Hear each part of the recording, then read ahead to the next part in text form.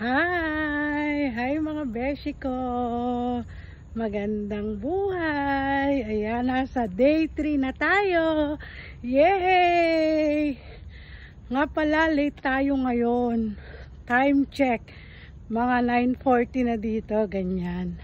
Super late tayong nag-walk ngayon. Kasi may pa-dinner ako. And then, pagkatapos ko ng dinner, may close friend akong nakipagtsikahan sa akin ng halos 2 oras. Kaya yon, best in chika ang beshi nyo. Yan, namiss naman kasi namin ang isa't isa. Matagal-tagal na din kaming hindi nagkukwentuhan, nag-uusap ng friend ko. Kaya pinagbigyan ko na. Yan.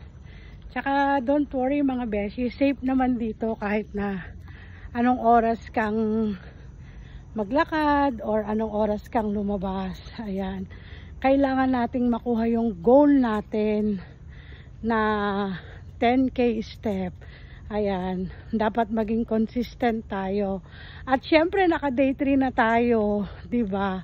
Huwag tayong tumigil. Ayan. Consistency is the key. Ayan. Sana naman may mag-comment na ito yung gustong maging topic pag naglalakad ka beshi, ganyan.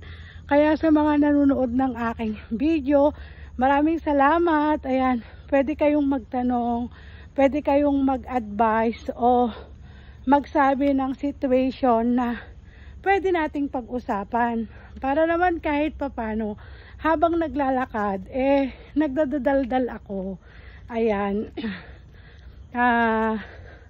Para hindi tayo maboring. Ayan. Tsaka hindi natin namamalayan. Naka 10K step na pala tayo. O diba? Bongga yun. Ayun. Kung tatanungin naman ako ngayon kung kumusta na ako, okay naman ako. Ayan. Siyempre,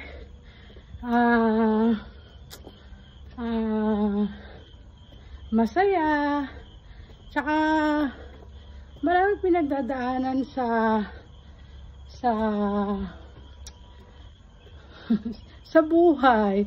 Pero totally okay ako. Ayan. May gusto akong itanong. Mga beshi, paano kapag meron kayong kakilala or kaibigan or kasama sa trabaho or amo nyo na hindi masyadong nice sa inyo? What I mean is hindi kayo vibes o parang nafe-feel mo kunwari ikaw beshi, nafe-feel mo na hindi ka gusto nung taong yun. Anong gagawin mo? Paano mo siya papakisamahan? Ayan. Alam mo yun, yung parang pag may kakilala ka na nararamdaman mong fake siya, ayun, pinaplastic ka niya.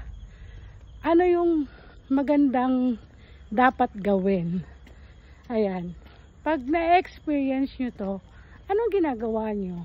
Paano nyo hinahandle yung ganong sitwasyon na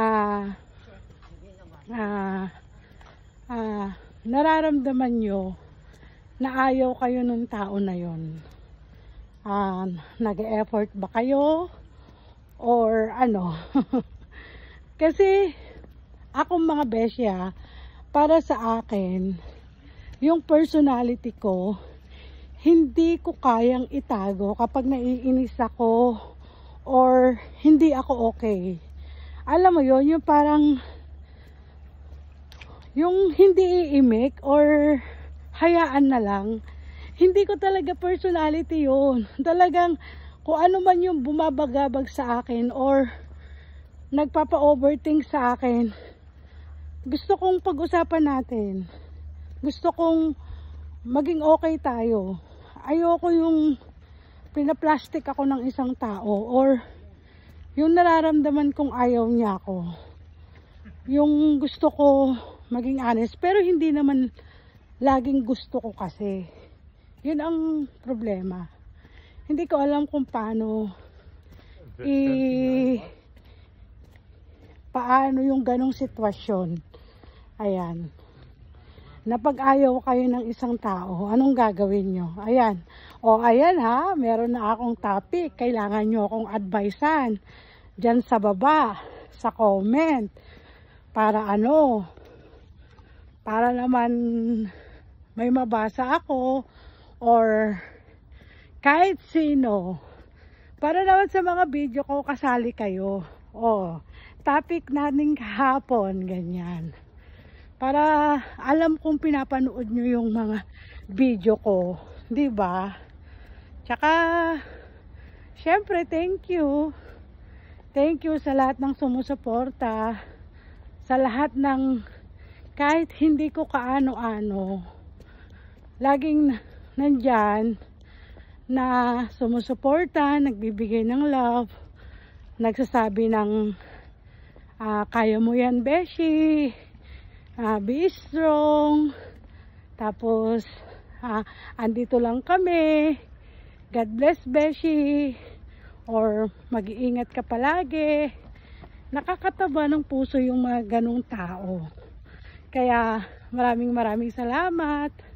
Ayan, syempre lagi ko kayong, lalo ikaw nanonood sa akin palagi at sumusuporta. God bless sa'yo. Ayan.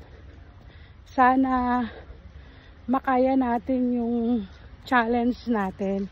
Late na talaga. Sinong may kasalanan bakit tayo late? Late tayo sa ating challenge. Kasi nakipagchismisan tayo. Na-miss ko rin naman talaga siya.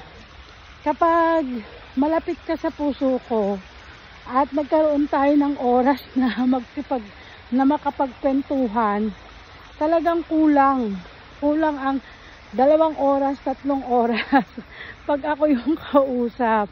Kaya ayan, pero okay lang, at least nagkamustahan kami, na open namin sa isa't isa lahat ng pinagdadaanan namin, na share namin sa isa't isa lahat ng mga gusto namin. Tsaka ganun talaga. Ganun talaga kapag mahal mo yung kaibigan mo na nagbibigay sa'yo ng oras. Bibigyan mo rin ng oras.